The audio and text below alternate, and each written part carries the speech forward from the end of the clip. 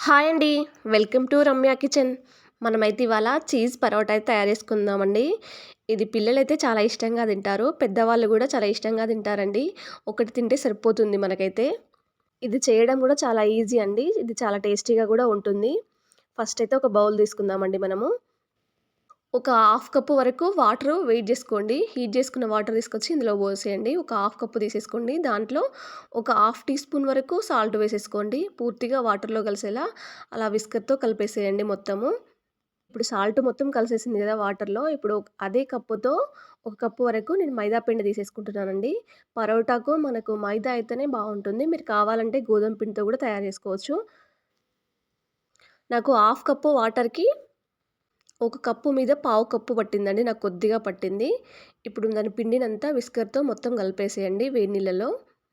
చూడండి. అలా కలిపేసుకొని పెట్టేసుకున్న తర్వాత ఒక 10 నిమిషాల పాటు మూత పెట్టేసేయండి. అలా మూత పెట్టి తీసిన తర్వాత మనం ఇప్పుడు కటర్ ఉంది కదండీ! దాని మీద వేసేసి కొద్ది కొద్దిగా పిండి జల్లుకుంటూ బాగా కలిపేసేయండి చేత్తోనే. ఒక 2 నిమిషాల పాటు కలిపేసుకోండి. ఎందుకంటే మనం వేడి నీళ్ళలో వేసాం కదా! కొంచెం లూజ్‌గా అయి ఉంటుంది. అందుకని కొంచెం మరీ లూజ్‌గా కాకుండా, మరీ టైట్‌గా కాకుండా సెమీ సాఫ్ట్‌గా కలిపేసుకోండి. చేతికి అంటుకునే విధంగా కాకుండా అలా అంటుకోకుంటే సరిపోతుందండి. అలా మొత్తం కలిపేసుకున్న తర్వాత దీన్ని ఇప్పుడు మనం ఒక చాక్‌తో అయినా, దేనితో అయినా ఒక 4 భాగాలుగా కట్ చేసుకోండి. అలా వీడియోలో చూపించినట్టుగా చేత్తోనే ఇలా రౌండ్‌గా చేసేసుకోండి.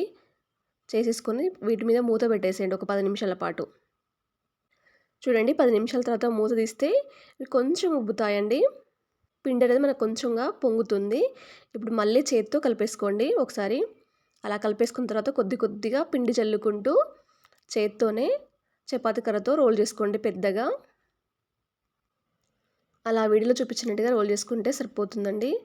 చేత్తోనే పల్చగా రోల్ చేసుకోవాలి. మీకు రౌండ్ షేప్ రానవసరం లేదండి. ఎలా వచ్చినా పర్లేదు. కొద్ది కొద్దిగా పిండి చల్లుకుంటూ మనం అలా చేసుకుంటే సరిపోతుంది. మీకు రౌండ్ షేప్ రాకపోతే రౌండ్‌గా కట్ చేసుకోండి సరిపోతుంది. ఇప్పుడు చూడండి ఇలా చేసుకున్న తర్వాత దీంట్లో ఇప్పుడు కొద్దిగా నెయ్యి అనేది వేడి చేసుకొని ఇందులో అప్లై చేయండి. లేదంటే బటర్ అయినా అప్లై చేసినా పర్లేదు మీరు. కొంచెం స్పూన్‌తో అలా వేసేసి చేత్తోనే అలా రుద్ది పెట్టేసేయండి. లేదంటే బ్రష్‌తో వేసుకున్నా పర్లేదు దాని మీద ఆయిలు. ఇప్పుడు చీజ్ అనేది నేను ఫస్టే తురిమి పెట్టేసుకున్నానండి. దాన్ని ఇప్పుడు పొడుగ్గా ఇందులో వేసేయండి. అలా వీడియోలో చూపించినట్టుగా వేసేయండి సరిపోతుంది పొడుగ్గా. మీకు ఎంత వీలైతే అంత వేసేయండి చీజు. అంత టేస్టీగా వస్తుంది మనకు. ఇప్పుడు చేత్తోనే అలా రోల్ చేయండి. చేతికి కొంచెం రోల్ చేసిన తర్వాత దాన్ని మొత్తం తిప్పేసేయండి బాగా. మీకు ఎంత వీలైతే అంత గట్టిగా తిప్పేసేయండి. చీజ్ అనేది బయటికి రాకుండా తిప్పేసేయండి. అలా వీడియోలో చూపించినట్టుగా తిప్పేసి రౌండ్‌గా దాన్ని రోల్ చేయండి ఇప్పుడు. చేసేసి చేత్తోనే గట్టిగా అదిమేసి మళ్ళీ కొద్ది కొద్దిగా పిండి అనేది చల్లుకుంటూ మనం ఇప్పుడు చేసేసుకోవాలండి.